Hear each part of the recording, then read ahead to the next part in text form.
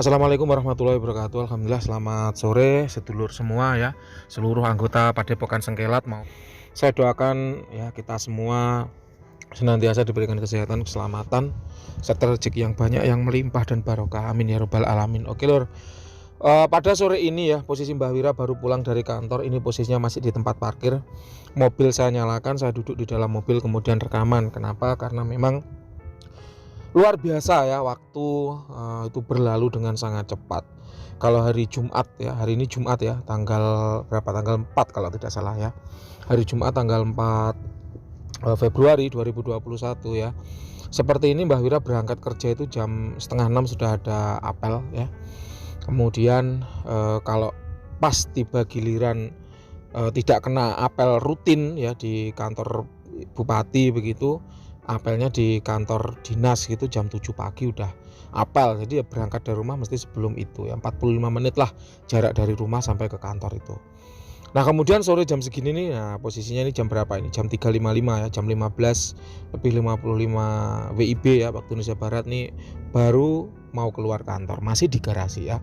Jadi memang kalau slow respon dan sebagainya itu sesungguhnya Mbah Wira juga ingin membalas dengan sangat cepat, namun apa daya, waktu, tenaga, pikiran ya, itu yang tersita sangat banyak untuk pekerjaan kantor. Baik, langsung saja tanpa berlama-lama waktu. Sore kali ini kita ada pertanyaan ya dari salah satu saudara kita di Malaysia. Dia merupakan pemahar VIP ya, Elite Force ya, pembawa Elite Force produk Mbah Wira ya. Elite Force itu pasukan khusus yang memang secara usia dia di atas rata-rata, secara level dia masuk kategori langka. Kenapa langka? Karena memang munculnya jarang-jarang, dapatnya jarang-jarang, tidak setiap saat ritual bisa dapat dengan kualitas seperti itu ya, makanya masuk ke kategori Elite Force. Pertanyaannya begini, Mbah Wira bagaimana cara membedakan antara bisikan batin itu berasal dari khodam, apa bisikan batin itu berasal dari halusinasi diri sendiri ya. Bahasanya memang pakai bahasa Malaysia ya, nanti saya screenshotkan ada di dalam video ya, bagaimana cara membedakan bisikan batin. Jadi beliau ini memahar untuk terawangan ya, azimat untuk kepekaan terawangan. Bagaimana cara membedakan kepekaan batin ya, bisikan batin itu berasal dari khodam atau berasal dari halusinasi diri sendiri. Caranya mudah, yaitu dengan cara apa?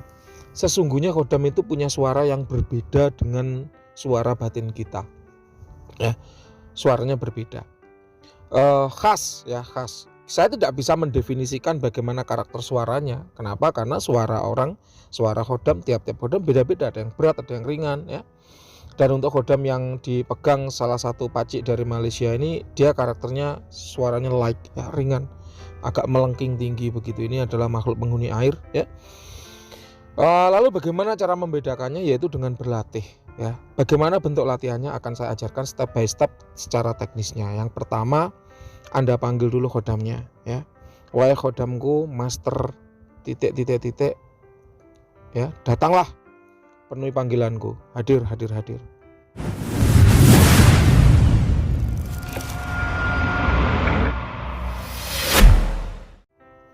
Tunggu setengah menit. Setelah itu nanti akan ada manifestasi ya, perubahan pada lingkungan sekitar yang tidak bisa dijelaskan secara fisika. Tiba-tiba ada angin berembus, padahal jendela semua tertutup. Tiba-tiba terasa panas, padahal kita di ruangan ber-AC. Atau tiba-tiba ada sentuhan, ada bisikan, ada aroma, ada bau-bauan tertentu yang nggak ada sumbernya kayak gitu. Jadi pasti ada perubahan ya, alam, manifestasi di alam yang itu melawan hukum fisika. Ada bau tapi nggak ada sumbernya, tiba-tiba berembus angin padahal ruangan tertutup, atau tiba-tiba terasa dingin padahal nggak ada kipas kayak gitu ya. Nah setelah tadi dipanggil ya, hadir ya, wahai khodamku, master titik titik titik ya, datanglah penuhi panggilanku, hadir hadir hadir. Tunggu dulu setengah menit. Setelah itu sampaikan perintahnya. Aku ingin supaya batinku lebih peka. Mari kita belajar berkomunikasi melalui batin. Caranya, jawablah pertanyaanku. Nah kayak gitu caranya. Nah Anda silahkan melaju di jalan ya, melaju di jalan. Nanti di kejauhan ada mobil ya, ada kereta. Nah, kalau bahasa Malaysia mobil itu kan kereta ya. Dia punya plat number ya, punya plat number. Nah plat number itu tanyakan, kira-kira plat number dari kereta yang di sana, kart yang di sana, gitu kan, itu ganjil apa genap? Kalau ganjil itu kan 1, 3, 5, 7, 9. Kalau genap berarti kan 2, 4, 6, 8. Coba ganjil apa genap? Nanti di batin akan ada bisikan ganjil, katakan. Tunggu sampai mendekat, lewat pelan tombolnya. Ganjil apa genap? Tadi kan di batin ganjil ya. Kalau benar ganjil, wah, kepekaan meningkat kan gitu. Lagi, lanjut lagi. Kereta lagi ada lewat atau sepeda motor lewat. Ganjil apa genap? Ganjil misalnya. Kemudian setelah mendekat, lihat plat nomornya. Oh, ternyata genap, salah. Berarti suara yang barusan itu tadi bukan suara khodam. Ya, latih lagi. Ganjil apa genap? Kayak gitu. Genap misalnya. Benar. Nah, itu ingat-ingat bagaimana suara atau sensasi ketika muncul rasa genap itu tadi, ya, jawaban genap itu tadi diingat-ingat sendiri. Nah, kayak gitu latihannya. Nah, nanti kalau ganjil genap sudah terus betul, maka tebaknya angka, word number gitu kan ya. Apakah 1, apa 3, apa 5, apa 7, itu sebutkan angkanya. Angkanya 5 misalnya, atau angkanya 7 misalnya. Angka terakhir dari part number itu berapa? 7 misalnya. Nah, itu kayak gitu, untuk latihannya kayak gitu. Ya, itu kepekaan batin, ya, kepekaan batin. Atau kalau misalnya Anda di dalam ruangan gitu ya, misalnya di jalan bahaya, Mbah Wira, kalau kita lihat plat number yang lewat bahaya. Oke, kita di dalam ruangan, misalnya ada satu ruangan ya. Di ruangan itu kan ada ubin, ada tackle ya. Kalau orang Indonesia mengatakan tackle, ada lantainya. Lantai itu kan kotak-kotak gitu. Anda bisa tebak dari ujung sini sampai ujung sana jumlahnya ada berapa. Katakan jumlahnya ganjil. Nah, maka dihitung. Betul apa salah jumlahnya ganjil, kayak gitu. Nah, itu untuk latihan. Jadi bagaimana kita peka terhadap suara khodam itu harus dilatih.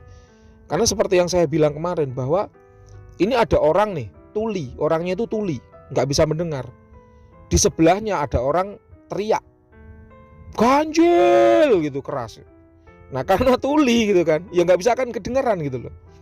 Nah, sama manusia yang awam itu kan seperti orang yang tuli itu, dia nggak bisa mendengar suara khodam ya. Sehingga walaupun khodam itu teriak sekuat apapun ya, tetap kita nggak akan mendengar gitu. Sehingga perlu latihan supaya ada komunikasi yang baik antara kita dengan khodam gitu. Latihannya caranya seperti itu. Ada orang buta, di sebelahnya ada gajah lewat.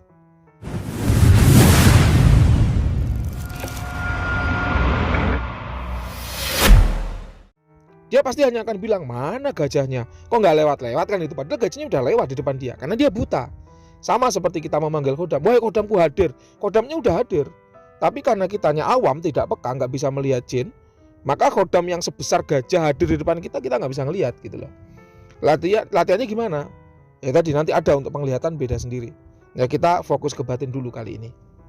Kayak gitu. Jadi latihannya ngitung ganjil genap. Atau korek api. Ya. Saya selalu nyimpan korek api yang lidi, yang ada batangnya, mancis ya. Yang ada batangnya, bukan mancis yang pakai bensin, bukan, tapi yang batang. Yang seperti di cerita dongeng-dongeng luar negeri, putri yang dengan korek api itu loh ya, kayak gitu. Nah, nanti akan saya ambil satu genggam gitu. Coba korek ini ganjil apa genap gitu. Genap misalnya, kita hitung batangnya itu ada berapa? 1, 2, 3, 4, 5, 6, 7, 8. Genap apa ganjil gitu. Nah, kalau genap, ternyata di batin tadi bilangnya ganjil, berarti salah. Kita masih belum menghafalkan suara khodam. Gitu, latihannya ganjil genap dulu biar mudah. Baru setelah ganjil genap, baru berlatih dengan jumlah. Ya, pakai korek api bisa. Atau pakai apa? Pakai bola-bola kelereng. Kita ambil bola kelereng, jumlahnya ganjil apa genap, kayak gitu. Jadi itulah cara berkomunikasi dengan khodam untuk membedakan apakah bisikan batin itu adalah suara khodam atau halusinasi diri sendiri. Nah, ya, ini untuk latihan ya, silahkan bisa dipraktekkan yang mudah saja. Mbak Wira, kalau untuk ganjil genap saya sudah mahir, sudah bisa. Apakah ada bentuk-bentuk latihan lain yang bisa kita lakukan yang itu mengena di kehidupan sehari-hari selain hanya ngitung ganjil genap? Biasanya ganjil genap itu hanya untuk para pasang togel. Kalau nggak angka gimana? Ada nggak bentuk-bentuk lain yang bisa kita lakukan? Jawabannya ada. Mbak Wira dulu kalau apel ya, itu seringkali terlambat ya, karena di jalan tiba-tiba macet, tiba-tiba hujan ya, sehingga nggak bisa ngebut ya, karena rumahnya kan jauh nih. Kalau ada macet dikit aja telat kan gitu. Terus kalau nggak gitu ada kendaraan besar ya, truk tronton yang gandeng itu ya, sehingga akhirnya nggak bisa ngebut. Nah kayak gitu tuh Mbah Wira prediksi telat. Nah kalau Mbah Wira prediksi telat ya, Kodam akan saya panggil, wahai Kodam, hadirlah, datang penuhi panggilanku.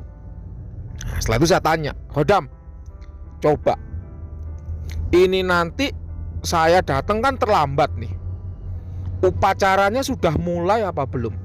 Atau apelnya sudah mulai apa belum?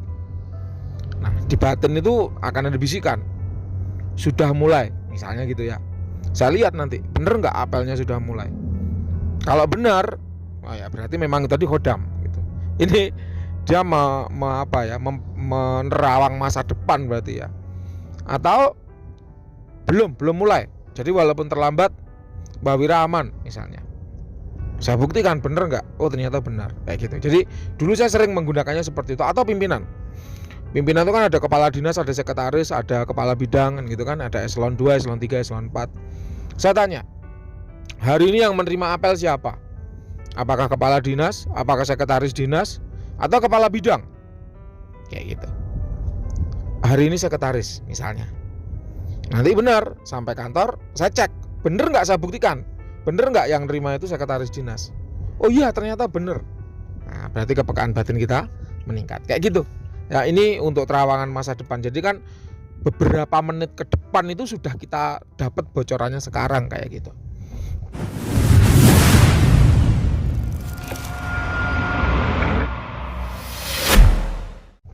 Atau misalnya ketika Mbah Wira lewat suatu ruas jalan yang sering ada pemeriksaan polisi. Hari ini ada pemeriksaan polisi nggak? Ada misalnya. Saya buktikan, bener nggak ada. Nah, kayak gitu lah. Jadi ada kepekaan-kepekaan batin yang bisa kita aplikasikan dalam kehidupan sehari-hari, dalam pekerjaan kantor ya, selain hal-hal yang remeh-temeh. Misalnya pada pemeriksa bea cukai saya pernah dapat cerita ya, bahwa ada pemeriksaan waktu itu, barang mau keluar, bilangnya isinya adalah kentang. Ternyata di dalamnya itu ada rokok, ada sigaret ya, ada rokok. Nah, akhirnya begitu dibuka ya ketahuan. Pernah juga izinnya waktu keluar itu apa, cerutu atau apa begitu, waktu dibuka ternyata ada handphonenya. Nah kayak gini, hal-hal kayak gini yang biasanya ya ada aplikasi di kehidupan sehari-hari. Atau polisi misalnya, maling ini larinya kemana, atau penjahat ini sembunyinya di mana. Nah itu kita kalau bisa berkomunikasi dengan Kodam sangat diuntungkan ya. Jadi Kodam itu bukanlah sesuatu hal yang melulu urusan goib. Banyak sebenarnya pekerjaan-pekerjaan di dunia nyata bisa kita kerahkan Kodam untuk membantu kita. Ya, contohnya seperti hal yang saya sampaikan tadi. Seperti itu ya Lur ya. Oke sedulur semua, itu tadi salah satu latihan untuk membedakan ya antara suara bisikan, apakah bisikan batin yang kita terima itu berasal dari Kodam atau dari halusinasi diri sendiri. Semoga bermanfaat. Silahkan bagi Anda yang mau berlatih menggunakan metode ini ya, bisa digunakan. Apabila Anda menemui kesulitan dalam mempraktekkan, silahkan nanti ketik aja di kolom komentar. Akan saya buatkan konten berikutnya untuk menjawab komentar-komentar dan kesulitan-kesulitan yang Anda alami. Saya sendiri dulu waktu berlatih juga seperti itu, dan alhamdulillah hasilnya memuaskan ya. Itu terbukti dari terawangan Mbah Wira yang keakuratannya bisa Anda lihat sendiri testimoninya di channel Jejak Mistis ya, seperti apa gitu ya. Terima kasih sedulur semua. Ada kurang lebihnya mohon maaf ya, sekali lagi mohon maaf yang sebanyak-banyaknya. Ambil yang positif, tinggalkan yang negatif. Akhir kata, assalamualaikum warahmatullahi wabarakatuh. Selamat sore, sukses selalu untuk kita semua.